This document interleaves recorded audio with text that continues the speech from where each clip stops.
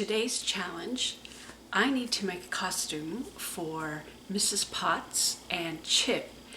Mrs. Potts is going to be a costume worn by a lady, and Chip is going to be a young girl. I could not find a pattern, so I'm gonna have to make it up. So we'll see how this turns out. I've chosen for my project these shimmery satin finish colors. I have obviously more of this. I wanted something a little shimmery because we're talking about teacups. Well, here is sort of a rough plan, a rough idea of kind of what I want it to look like. Very sketchy, not a great drawing, but sort of a plan. Her head will stick out at the top. The top of the teapot lid will be on her hat. I want it to be a little longer, and it'll be a little bit narrower here. They stand up in it. I'm gonna have the spout at the front, and I might have to put a handle on the back side. I guess it would be a good idea to have a handle on the back side. The arms will be free. The girl, I will have brown here with a place to put the head out. Stick out as a nose, the handle of the cup. As far as the chip goes, I'll probably just make that black so you can't, so it just looks like it's missing a part, and her legs will stick out. So that's sort of the general idea. So now I've got to figure out the pattern. So I have 1 yard of purple, a half a yard of pink, a half a yard of teal, a half a yard of gold, and 6 yards of white. My thinking was that to form the base of these right here, I probably need to have my pieces cut in a slight curve, and I need to have the sides angled, and I'm thinking to make a complete circle I'll need 3 pieces, and I probably can use the fabric more efficiently if I make a pattern. So I thought, well, I have some big paper that I could use, but how about I do it in a small scale? So I made a pattern of 3 pieces here. I made a pattern, so it'll be that shape. And I taped them together. You see how it kind of makes this sort of a shape when all 3 of them are together. And then when I put it together, aha, that's what I need. So it will have tapered sides. Now I know what size, what shape my pattern needs to be, and I made it in a mini size so that I can make sure that I'm correct before I cut out a bunch of fabric.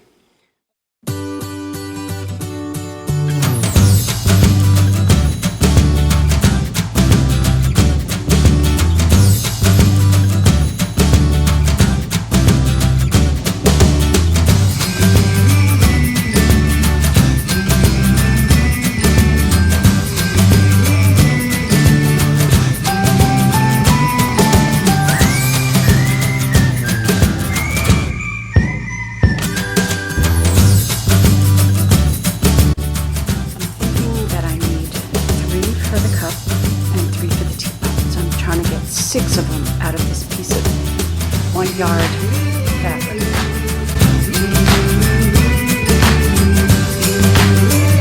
The model I drew, I said, okay, how big do these things need to be? I need to divide it evenly so that they go all the way around the circle. So I figured out that if I did 1.5 on each end, which is basically 2.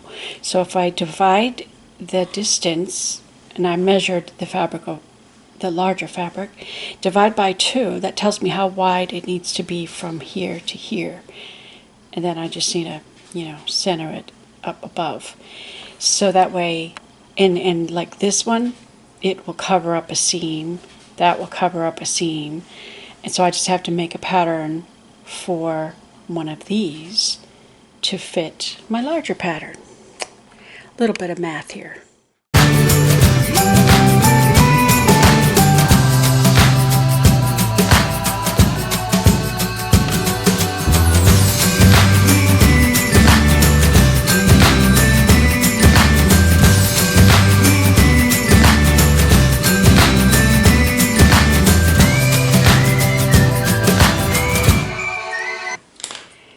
works out perfectly because I have even number. Blue, pink, blue, pink, blue, pink.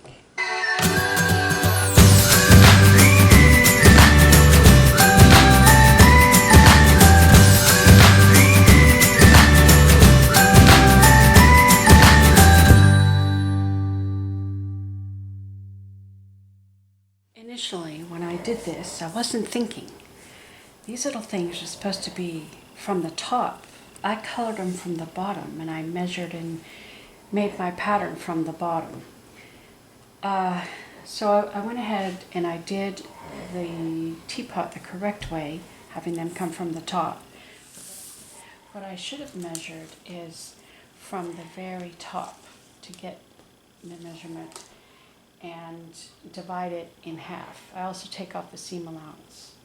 So this measures 22, so it's 21 and half of that. And I did have to adjust my pattern. It was straight across the top. I did have to dip it down just a little bit. So I was able to use the same pieces, and instead of it being a straight cut, I had to cut it in like this, so that way they fit on the top side.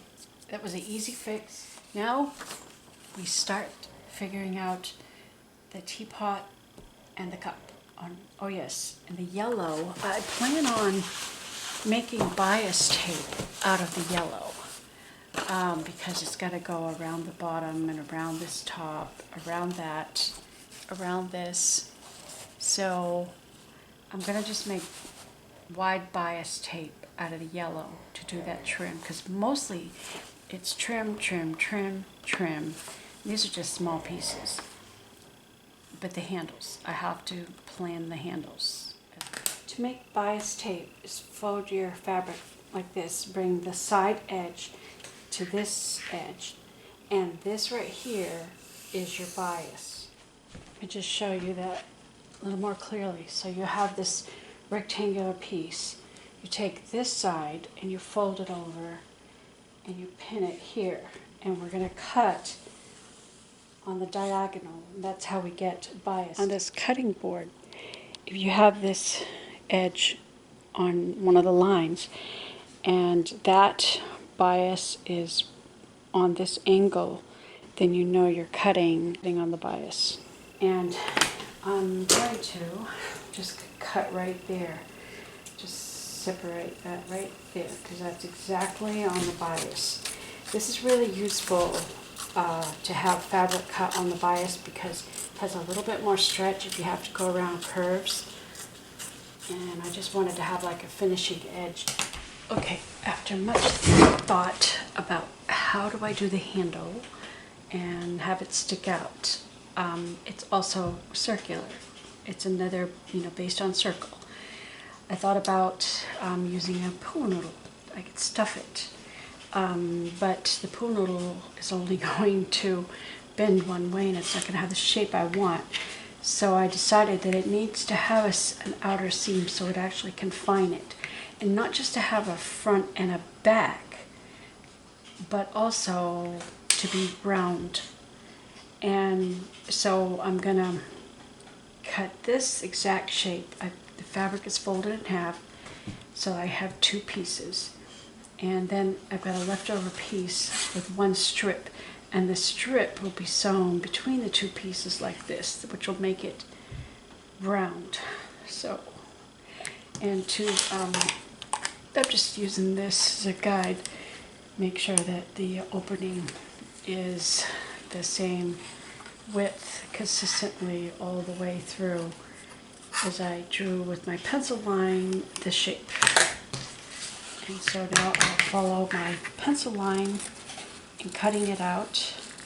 This is going to be the handle for the small cup, because that handle it forms the nose of chip. Okay, then I need to divide it here because that is just folded in half. So it'll actually be three pieces that will form the nose or handle to the cup. So there we go, our handle, and then I'll just need another piece, same, well, I'm not sure of the width. I gotta go buy a noodle and measure it and see if I have enough width here. I add this distance twice and then see how much more space I need before I cut a long strip the length of this right here.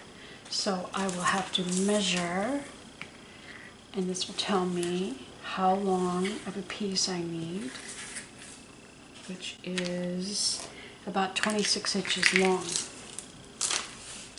Let's see, I hope that piece is long enough. Perfect. I'm also thinking that it might be useful to put a pool noodle right around here. And I might even use it in here to help keep that wide, to keep its shape, because I want this to be wide and again circular. I need black felt. I think I'll cut out the eyebrows, the mouth, the eyes, the tongue. I think I'll cut that out of felt. Okay, so I'm trying to figure out what shape the cup needs to be. I cut out a shape that I thought, okay, that's probably what he looks like. And I cut out 4 of them and put them together, and it looks kind of squarish. So I says, nah, it needs to have more than 4 pieces. It needs to have 6. So I made it a little bit skinnier and cut it out. And I said, okay, that's better, except that it's too short. So I changed, and then I thought it was a little bit too thin here. So I made it a little bit more round, and then I made it taller, and that's sort of my rough sort of a plan, and set it on my little base. Of course, I have those things upside down, as you know, which I corrected. But six works good for making a circle, and I figured out, let me open this up so you can kind of see the idea. I guess I have to take 2 pieces of tape out. Well, I'll just cut that. You could actually cut it out on a long strip, and you just repeat the shapes, and it's still attached right here. And you need six of them for them to come together. And I do it in paper so that I can try to figure out, you know, what's the best shape and work the details out. Because that way I don't waste fabric or make a lot of mistakes. It's kind of trial and error. And then after I got all done and I got my shape, okay, this is the shape I need for my piece.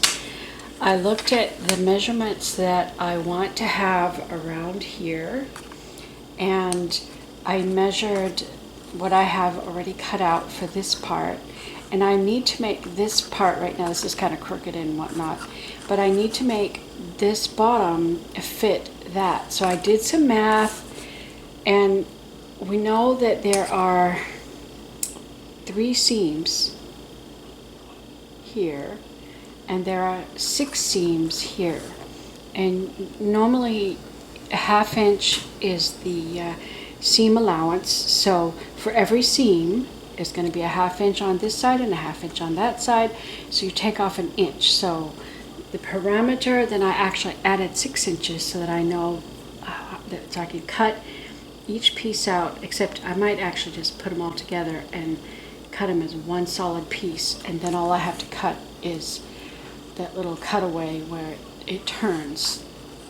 And so I figured out the height, because I measured the girl, the length that I want it to be down here and the length here. So I want that to be 30 inches. So subtracting this, the height of what I've cut out already, from the rest of it, and you know what, I just realized this little curve, you're going to lose a few inches in that curve.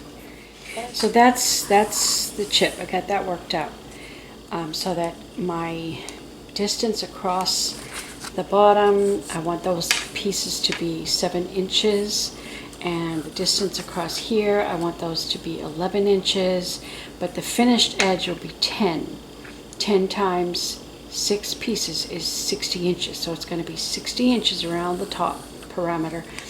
And down here, it's going to be 7 times 6 is 42, minus the 6 inches that are going to be lost in the seam allowance. So it's going to end up being 36, and that'll be big enough for her to walk. So it's not too small of a space for this part right here. Okay, so I got that one worked out. Now I'm working on Mrs. Potts.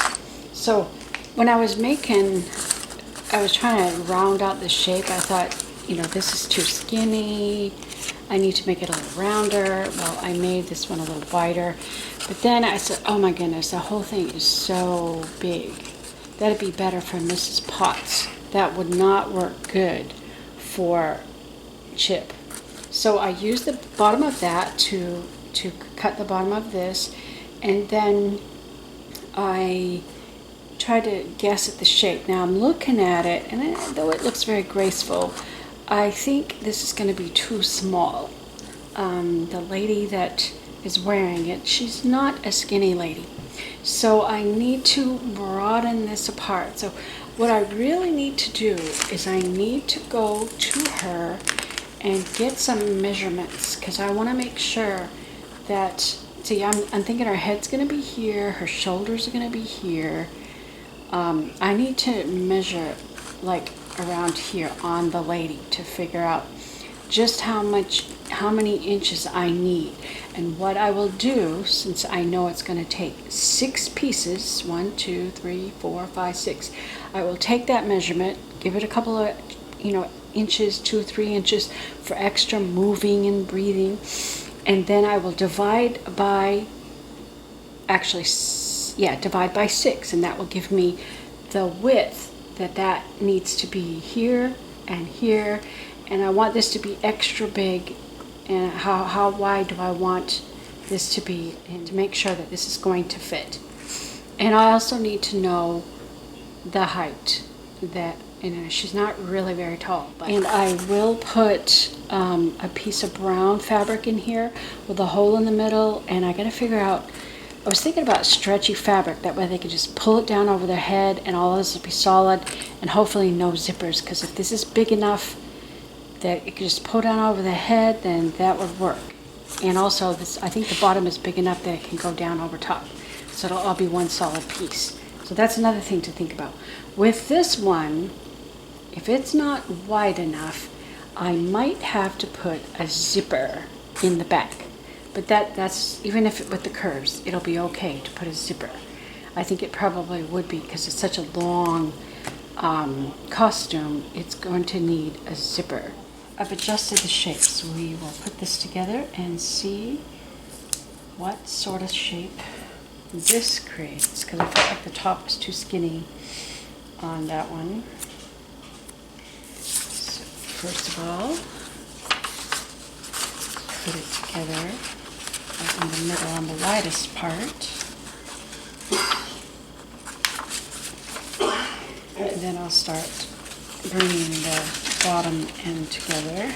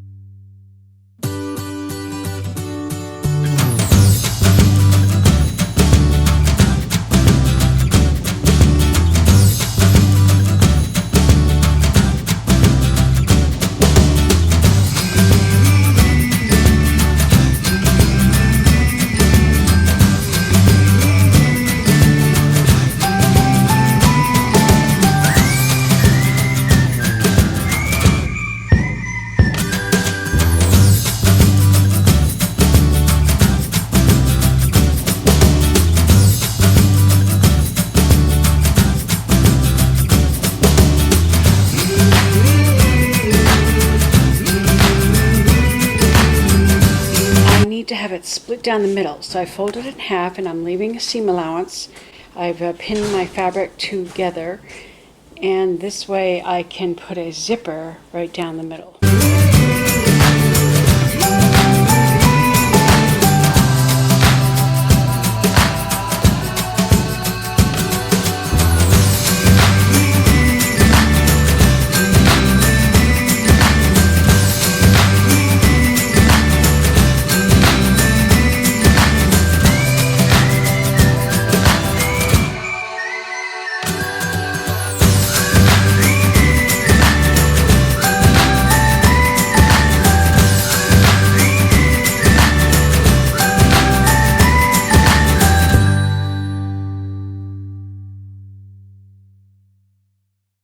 The challenge I've got to figure out is how to keep this to stay round, and that also needs to stay round. The rest of it should fall pretty good. I am challenging myself to make a Mrs. Potts. This is my paper model, and also making chip.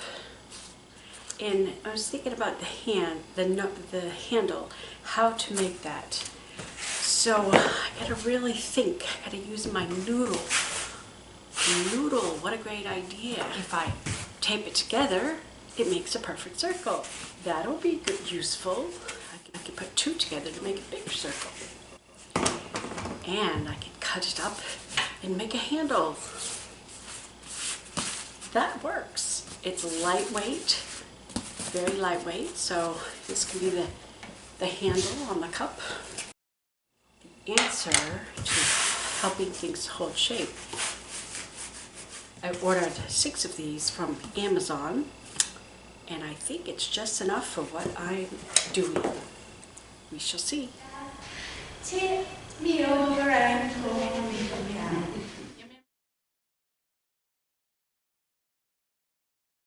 Don't forget to subscribe so you don't miss my updates. Thanks for watching.